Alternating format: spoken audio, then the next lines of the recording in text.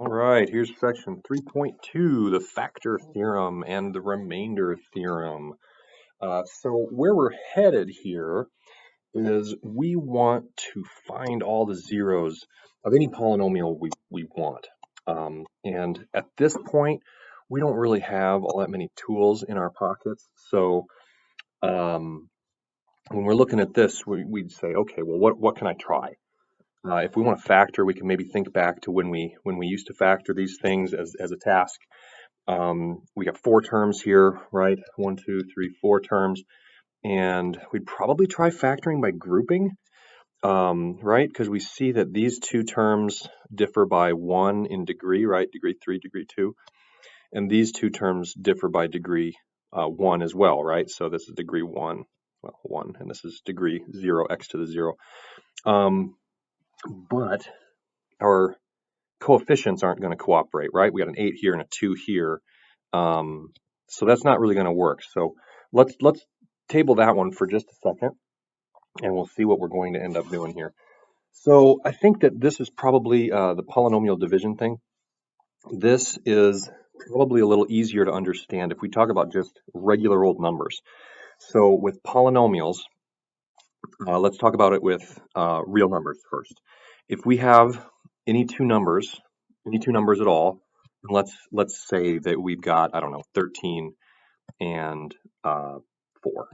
Okay, so we've got 2 numbers where this one is less than this one.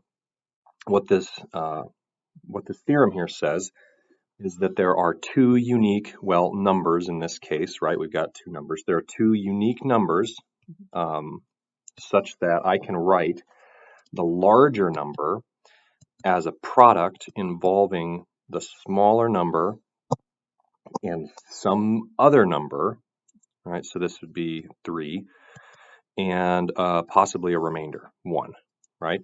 So if this works for any number at all, this number here we call the quotient, and this number here we call the remainder. There it is. Okay, so this works with any 2 numbers at all, right? We can maybe choose, I don't know, just maybe two different numbers. Let's do maybe, I don't know, 35 and, well, 5. How about that? So 35 and 5, I can rewrite, or I can express this number, 35, as a product involving 5 and some other number. We know that that number is 7, right? And then plus our remainder, we got 0. So something we notice here is that when 7 divided 35 evenly, there was a 0 remainder, right? So we wouldn't really even write that part. We're going to end up doing this with polynomials as well, and it works out the same way, right? So if I have a polynomial, right, any 2 polynomials where the degree of one is larger than the other one, we can rewrite the bigger polynomial of the one with the higher degree. We can write it in terms of multiplication and possible addition here. So okay, let's look at, well, that's the polynomial from up top, right? Whoa, buddy. So here's our polynomial from up top, and look, it's right there. Let's divide it by x plus 3. So here come the dreaded prerequisites, right? We have to be able to divide polynomials using long division or synthetic division. Let's do both with this one. But yeah, check out the textbook. It's got a beautiful, rundown of exactly what it is that we're doing. We won't give it that heavy a treatment here, but we'll just do the process here, right? So long division, we can remember how we do long division, right? We put the bigger polynomial, we put the bigger polynomial under that bar there, and we're going to divide by x plus 3. So we put that over here. I don't know. It might help us to do maybe 467 divided by, let's say, 4. And let's do this alongside it, right? Well, I guess it's not really alongside, it's up in the corner. Okay, so what we would do with this one here is we would say, okay, how many times does 4 go into 4? Or another way to say that is, what do we have to multiply by 4 to get to 4? Well, we know that that's 1. And then we would take this 1 here and multiply it by the 4 and put it down here, right? 4. And then we subtract, right? So subtract, we get 0, and then we want to move this one down, so we got 6. So now we say, how many times does 4 go into 6? Well, it goes in there 1 time, and we just repeat the process, right? This is how we do long division. So we got 1 times 4, put under here, we subtract, we get 2, bring down our nice 7 there. So now we say, how many times does 4 go into 27? Or again, another way to say that is how many, or excuse me, what do we have to multiply by 4 to get to 27? Well, what is that going to be? 6. And then 6 times 4 is 24. We subtract, we get 3. So now my divisor is larger than this number here that I want to divide into, and we're going to call that remainder. Didn't really even fit in there. And we call this number here quotient, right? Okay, so something that we're going to do with the polynomial stuff that we can maybe understand a little better if we use just regular numbers first. We're going to end up writing 467 divided by 4 is equal to 116 plus 3 parts of what we were dividing by, right? So this might not be altogether intuitive, but let's maybe take it back to what we did up here. So I've got my bigger number. I can rewrite that as a product involving my smaller number and some other number, which is the quotient, plus our remainder, right? So when we write it like this, this isn't going to be of the form we want. What we want is an expression for 467 over 4, right? So if we take what we wrote that this division gave us from the theorem, if we just divide everything here, divide everything by 4, we can do that because it's an equation, right? And divide both sides by the same thing. As long as it's not 0, it's going to be equivalent, right? So then the 4 cancels out of the first term here. So we're going to have just 116, and then we've got 3/4, right? So this is ultimately the form of what we're going to want to write. Let's look at it with a polynomial here. So I know I said we weren't going to talk about it all that much, but look at this, we did.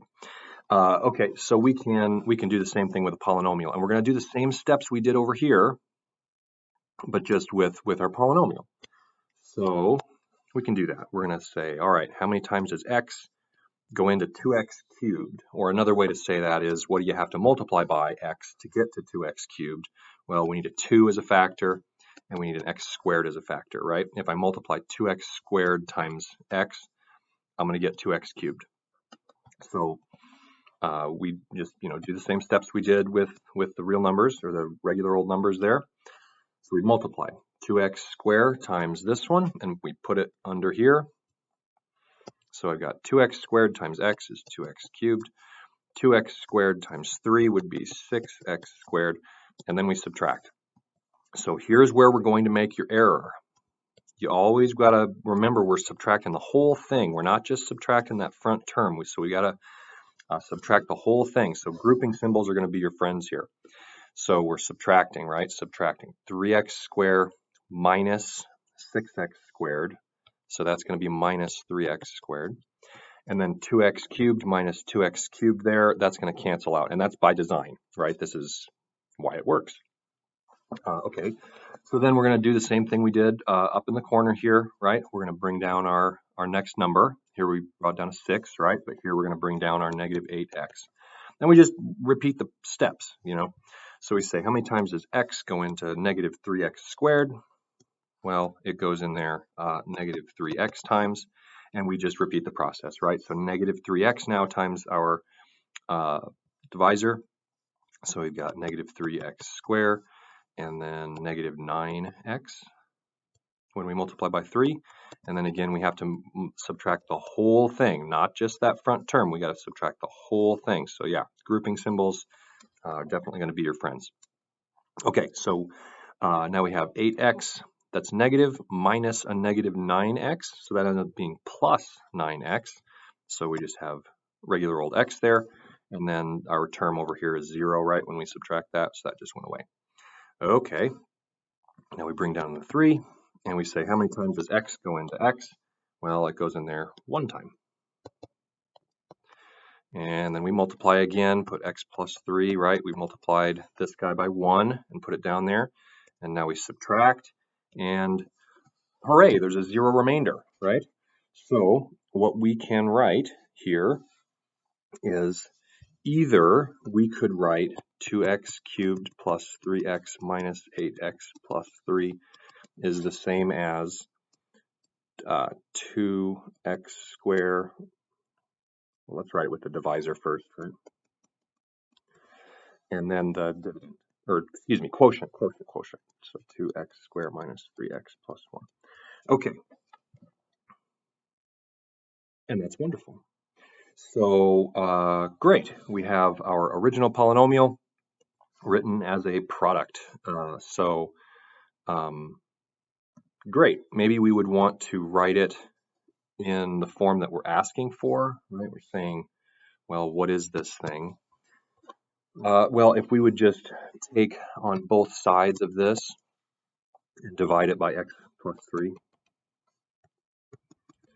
then we have what we want, right? These guys cancel out, and this is what we want. That's the quotient. So we've got 2x squared minus 3x plus 1 as our quotient. All right, super. One of the things that, so we're going to do this process a lot. We're going to have to divide polynomials by other polynomials, and we're going to have to do that a lot. It turns out that we can streamline the process because we're doing the same steps over and over and over and over and over and over and over, right? We're saying, okay, here, what do I have to multiply by to get here? And then we multiply it, and then we subtract. And then we do the same thing, right? What do we have to multiply by to get, to get here? And then we multiply and we subtract, right? So all the way down the line, we're doing the same steps. And we can really, really streamline this process and write a whole lot less.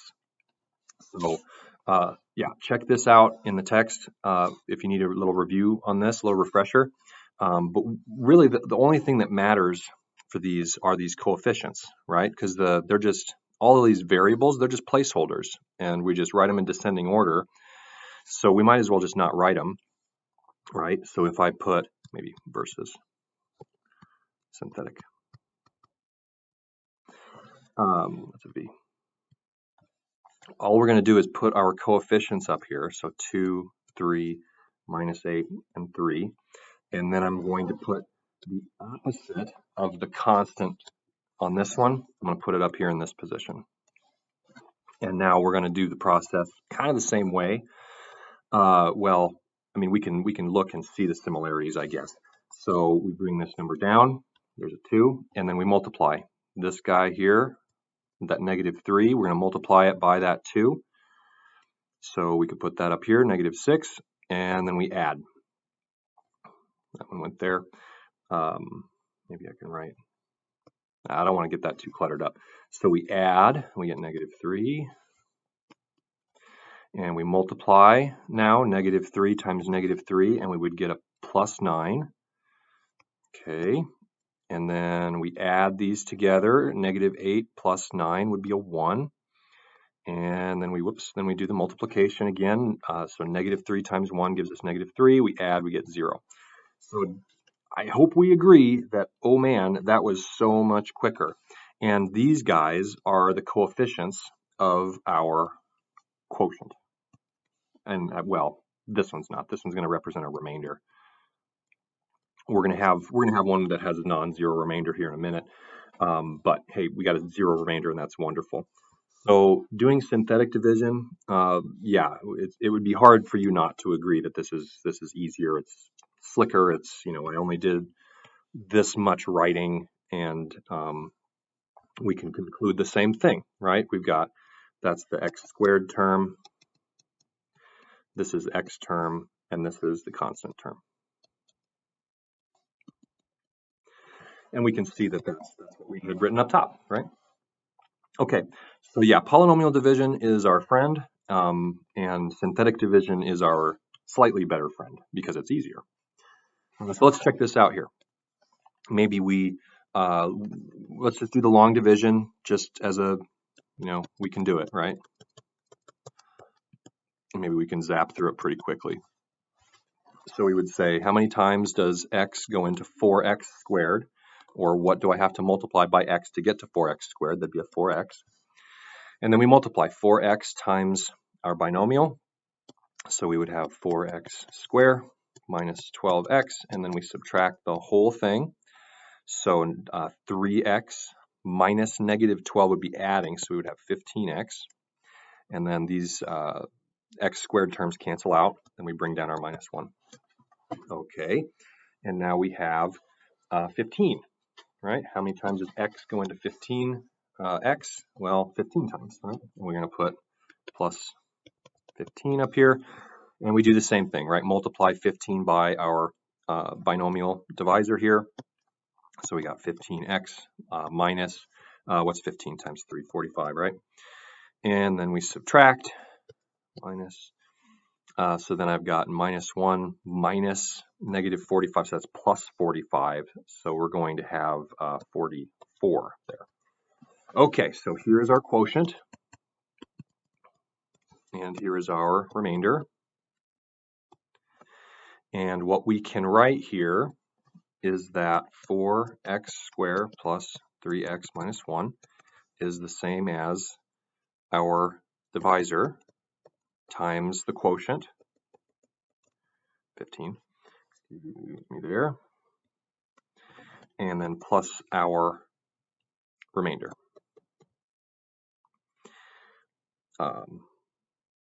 Yeah, so what we are going to want to write, however, in the very near future, is we wanted to write it in this other arrangement here.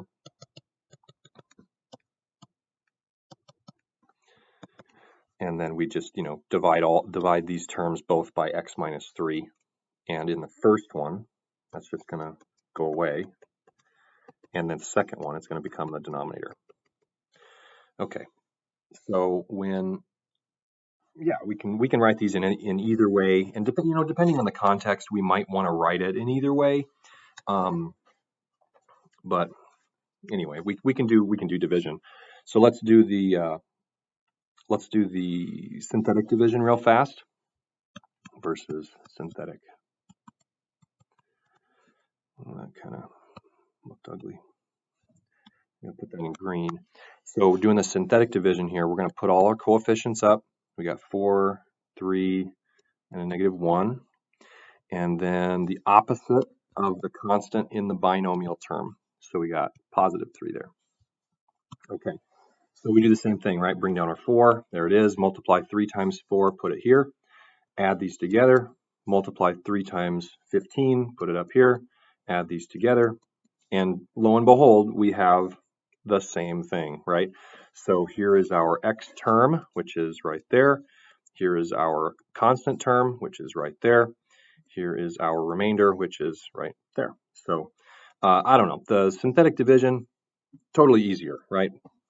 So we want to do that as much as we can, but it's not going to work here, right?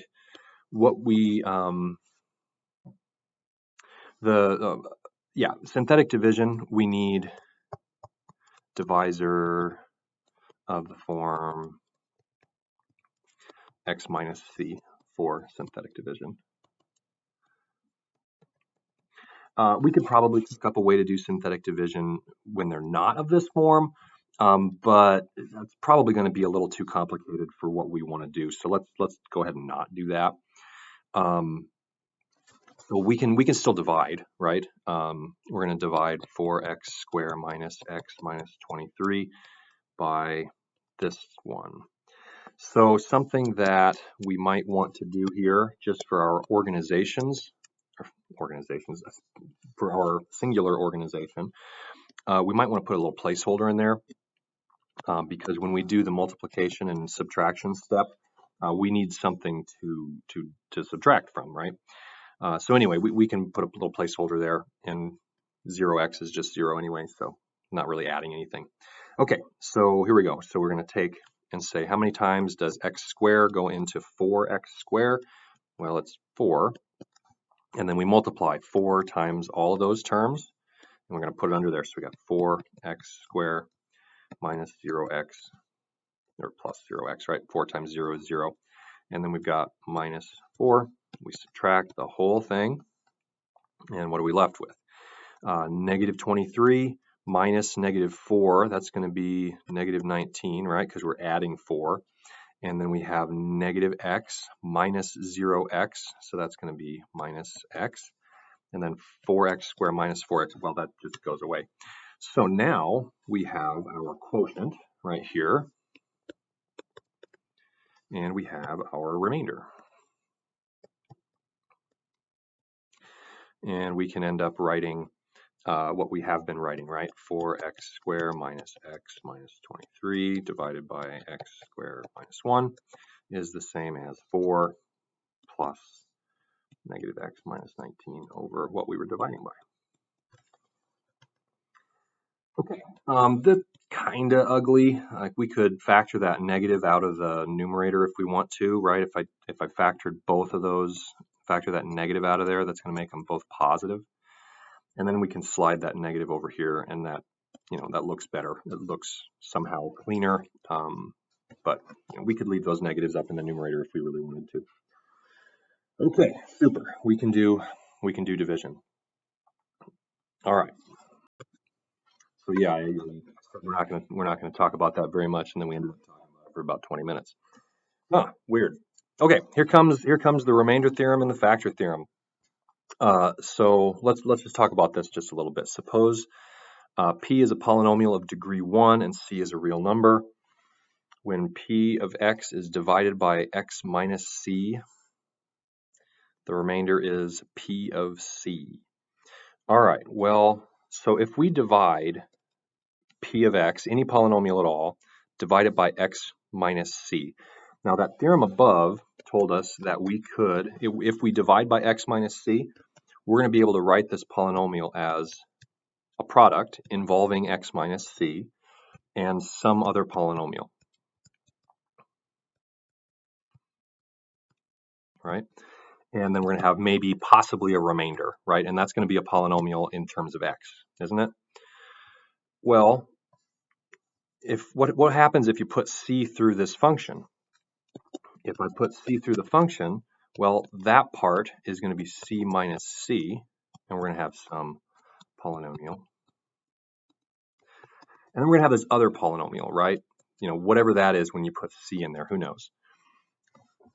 So the part that is going to make this work is that is 0, right? 0 times anything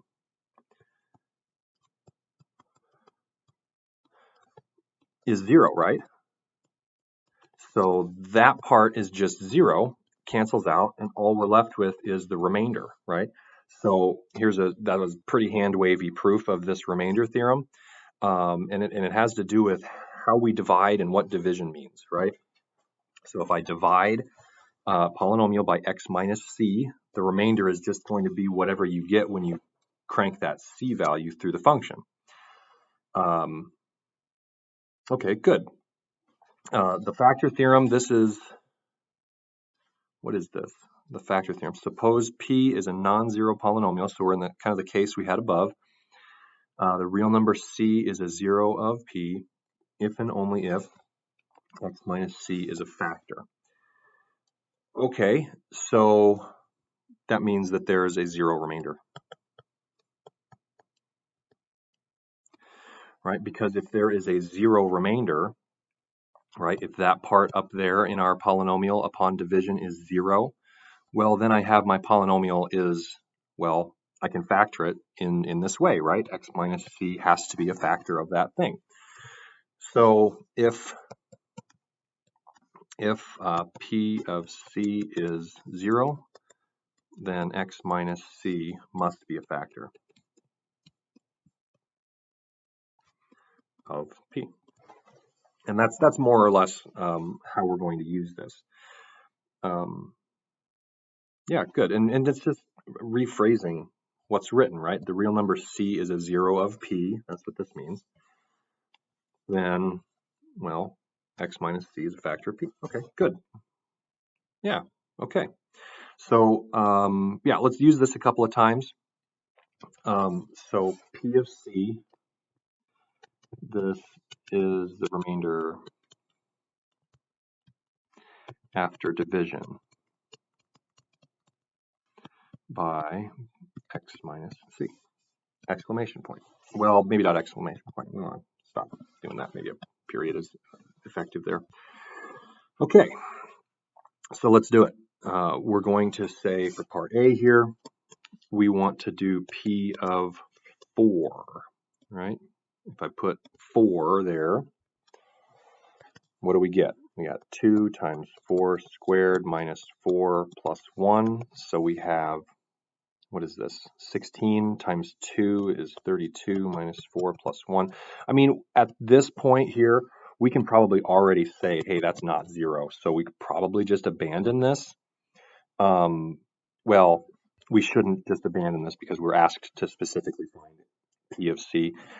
But when we go and actually are doing this process, the whole thing in a little bit, we're just going to dump this and say, hey, this isn't 0, and I don't want to think about it anymore because it's not useful. The useful things are going to be when it is equal to 0. Anyway, we can find it, right? So 32 minus 4 is 28, plus 1 is 29, so not 0, right? Okay, so what we would conclude here is that x minus 4 is not a factor of P, right? Because we got a non-zero remainder. Okay, boy, that was easier than going and dividing, right? We just cranked out a function value. All right, let's do part B. 2/3, negative 2/3. I want to do P of negative 2/3. We can do this. We're just going to plop this on in there.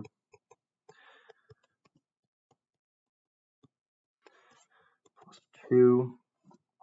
All right, and we can do this. So we got 6, and then raising this to the 4th power, 2 times 2 times 2 times 2, that's 16. And then 3 to the 4th power, that's going to be 9 times 9 is 81.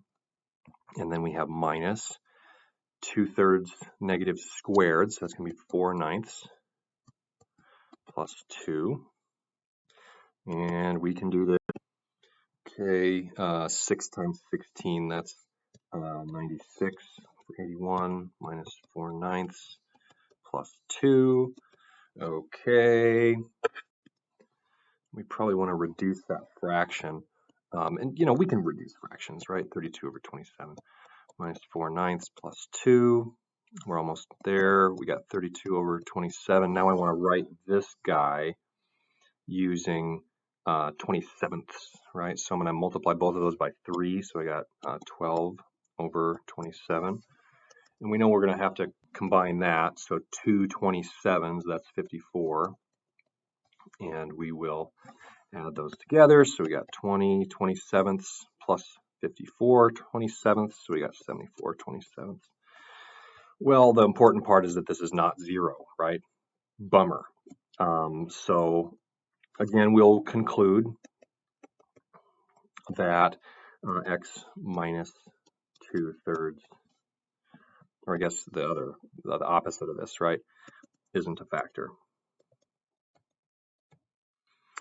Okay, good. So that's wonderful. And yeah, I think the difficulty on that one is probably just cranking the fractions through the function, right? All right, I'm gonna get rid of this. All right, now that's gone. Let's do this guy. So we've got P of negative square root 7. Okay, we can just put that in there. Everywhere we see x, we're gonna put negative square root 7 to the 4, negative square root 7 to the 3, 6 times negative square root 7 squared minus 7 times negative square root 7 minus 7. So hopefully this one's going to actually turn out to be 0 and nice. Okay, so we'll just do this, right? Square root of 7 to the 4th power, that's going to be 7 times 7. Square root of 7 negative times itself 3 times. We're going to have negative 7 square roots of 7. We square this, we're going to have just 7.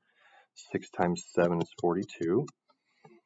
Okay, and then we have minus a negative, so that's going to be a plus 7 square root of 7, and then minus 7.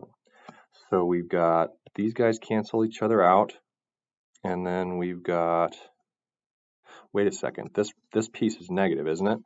Because we would square this and it becomes positive, and then that negative is tacked on from that 6. So oops, I made that error there. Okay, so now we've got 49 minus 42 minus 7. Well, that is 0. That's great, right? So that means that x minus this value right here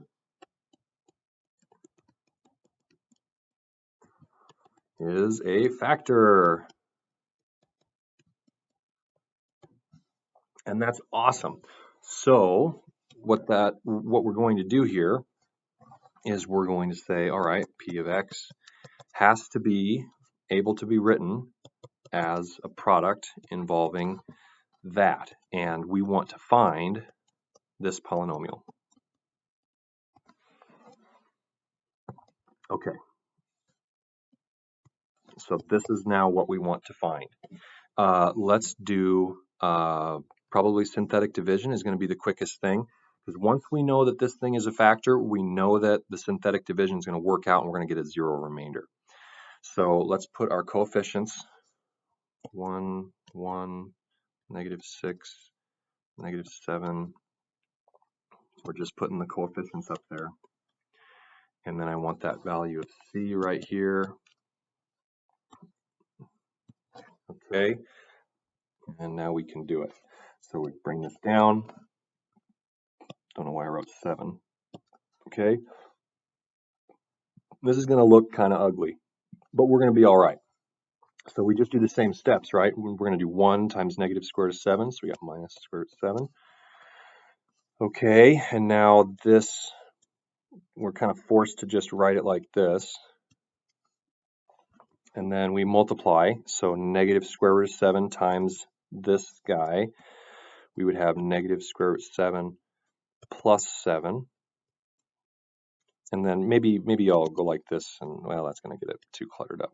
I just don't want to blend these things together in the bottom, right? We want to keep them all separate. Maybe this will help. And then I add these together, so I'd have negative 6 plus 7. That would give us 1. And then we got minus square root of 7. And now we do it again. We multiply square root of 7 negative times negative 7. No, sorry, times this one here. So we would have negative square root of 7 plus 7. And we would add those together, and the 7's just cancel each other out. And now we multiply square root of 7 negative times square root of 7 negative, and that's going to be a positive 7. And then we can add these together and we get a 0 remainder, as we expected, right? All right, and now here are our coefficients that we want, right? So we just divided a polynomial of degree 4 by a polynomial of degree 1. So our quotient is going to have degree 1 less, right? So it's going to be degree 3. So we found our polynomial. And we've got the one we divided by, and then the one we found that was our quotient, which is, I'll put it in green, this, right? So we've got x, or 1x cubed.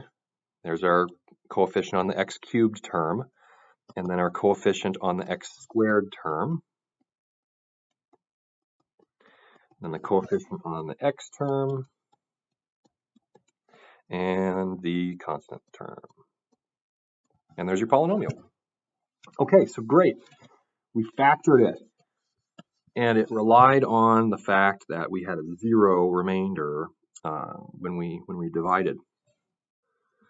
So admittedly, this one looked pretty darn ugly because of the radical stuff, right? But as long as we're good with our organization piece, we're going to make less errors here. So organization is pretty darn important. just make sure, keep all your ducks in a row, as they say. Like, use grouping symbols liberally. Use them all over the place, and you'll stay in a better place. Okay, let's look at some that are maybe a little bit easier. So factor the polynomial when you're given one of its zeros. So we're not necessarily going to be given the zeros. We're going to have to find whether or not it is a zero, right? So what that would mean, just very directly here, is I can say if I have this polynomial here, and if I put 1 in there for all of my x's, it makes it 0. Whoops, that's 11.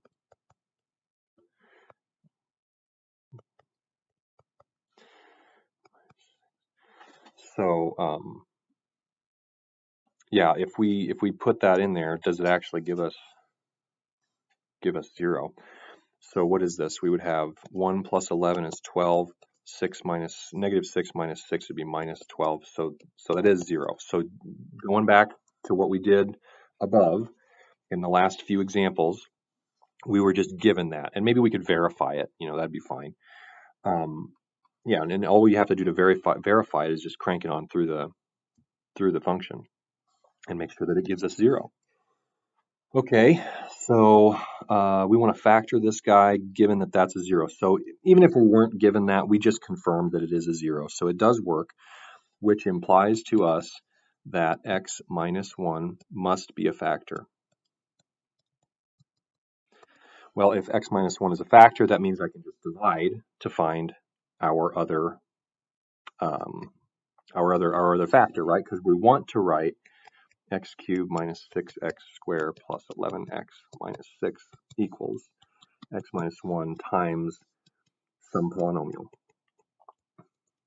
right? And we're finding this just exactly by dividing, right?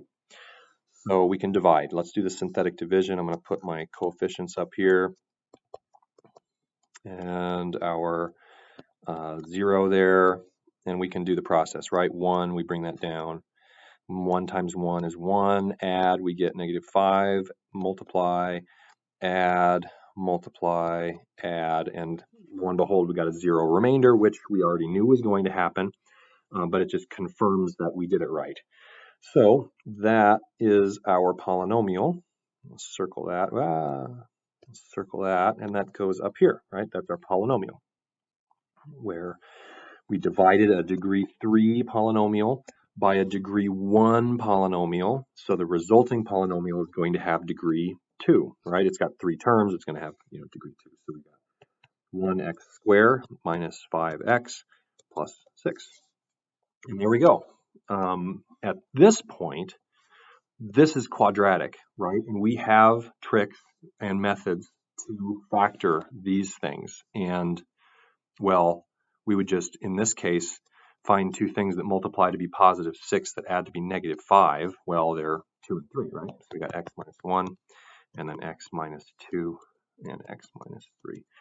So we have fully factored this polynomial. And in the context of what we are about to do in the next few sections, we can draw a really quick sketch of this, right? Because I know all these zeros have multiplicity 1. So I'll draw it down here. So the graph is going to cross the x-axis at each of these, 1, 2, and 3. It's going to cross at all of them. I know from the leading term, the leading coefficient is positive, which means it goes up on the right, and it's an odd degree, which means it goes down on the left. And if I cross at all of these, well, it looks something like that. And we could, find this point right here. That's 0, comma, f of 0. If we called our polynomial f, I guess it didn't really have a name, but we just put 0 through the function to find the y-intercept, and that's not so crazy. Right, very good. Let's do the other one. So this one's a little different. We want to factor that guy, and we know that c equal 1/2 is a 0 of multiplicity 2. So that means when we go and write this, we're going to be able to say, all right, I've got my polynomial, and I'm going to be able to write it using x minus 1/2, and it's got multiplicity 2. And now I'm going to have some polynomial. And now we can go on our little journey to find that. So what we could do, if we really, really wanted to, what we could do is multiply that guy out and just divide by it. And just like that last one, right? We totally could. What's going to be easier for you is to just divide by that factor twice. So let's see what that looks like. We're going to have our coefficients up top, and we're going to divide by that 1/2. So if we do that, let's do it. Bring that down. We got 4. We multiply. We got 2. We add. We multiply. We would get negative 13. We can add this together. What do we get? 48. Okay, and then multiply that by 1/2. We get 24. And then we subtract. We get minus 18. We multiply, negative 9. And happy days, it's a 0 remainder, right? So what we could write at this point is that our initial polynomial is equal to x minus 1/2 times this polynomial, right? And we would put that right there. But we know that this has multiplicity 2, doesn't it? So that means it's a factor that appears twice. So I can take this polynomial, well, if I had just the one division, I could take this polynomial and divide it again by the same factor, right? So we can just do the same thing. And organizationally, we're just going to put it right underneath there because we're using the same coefficients, right? So bring that down, we multiply, we add, we multiply, we add, we multiply, we add. And hey, we got a 0 remainder again, and that's just delightful, right? So what we can write now is that this polynomial is the one that we got on the bottom. So we've got x minus 1/2 square times this one. So I got 4x squared minus 24x plus 36. And then we would rely on other factoring techniques to factor this further, right? Once we have that quadratic factor, this one in particular, it's quadratic, right? We have very tried and true methods to factor these things, don't we? First, we could probably see that they all have a 4 in common as a factor, and why don't we just put that out front? And then we would have, what, x squared minus 6x plus 9, and now we're home free, right? This is separate.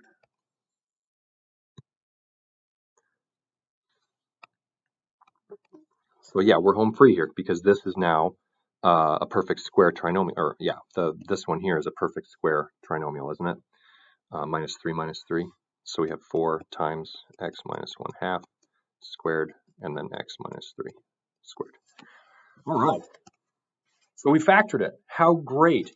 The thing that made it so easy for us to do this is that they gave us a 0, right? They said, here's a 0, use it. And we did, right? The difficulty in the future is going to be that they're not going to give you the zeros. And we'll have methods to deal with that, and we'll talk about those in a bit. Okay. So now we have something that we're just going to wrap everything up, more or less. So suppose f is a polynomial. We got some polynomial. Then f has at most n real zeros. So let's maybe think about something specific here. So if we think about our polynomial that we started with up here, we had 4x to the 4 minus 28x cubed plus 61x squared minus 42x plus 9. So we have a polynomial here, right, of degree n bigger than or equal to 1. So here is a typical polynomial. How great. F has at most n real zeros counting multiplicities. Well, how many zeros did we find counting multiplicities? This would count the first factor there would have multiplicity 2, so count twice. And this one also has multiplicity 2, so count twice. Well, that's 4 zeros, right? And that's what we should expect. Okay, so more or less the degree out here is going to tell you how many zeros you should expect to find. Okay, great. And then all of these things, we've been implying this sort of all along. All of these statements mean the same thing. So the real number C is a 0 of P. I see here that I have a P and I have an F. So why don't we just make that F a P? We can call that a P. And we can make that a P. Okay, so great, now it's a P. So P is a polynomial. Darn it, I missed this one. That's a P. Then P has at most n real zeros. So yeah, all these things mean the same thing. So C is a 0 of P. Well, that directly means this. But the things that we brought from this section were these, right? If we have any number is a 0, that means x minus that number has to be a factor. Okay. And then here is where we're going to start thinking about the graphs, right? So the point C, comma 0 is an x-intercept. And we saw that with this one, right? This ended up being x minus 1/2 square and then x minus 3 square with a 4 in front. So, right, that's an x-intercept, that's an x-intercept, and we can draw the graph just really quickly, right? We know that it has degree 4 if we multiply, well, right there it's got degree 4, right? So that means it goes up on the right and up on the left because we got a positive coefficient as well. We've got x equal 3, 1, 2, 3 is a 0. X equal 1/2 is also a 0. And we know that they both have multiplicity 2, so it's just going to bounce, bounce, and then go up. And that's what the graph's going to look like. It's a real rough sketch. And again, we can find the point right here, our y-intercept, just by putting in 0. And I guess it was P. And that's, well, in this case, we have it all multiplied out. So we can just immediately say, oh, if I put 0 through there, we're going to get 9, right? 0, 9. Okay, super. So that seemed like a very long section, but we did a good amount of a little bit of review with that polynomial long division. So for now, yeah, we're going to be doing that kind of a lot. So anyway, thanks for watching the nice video, and have a great rest of your day.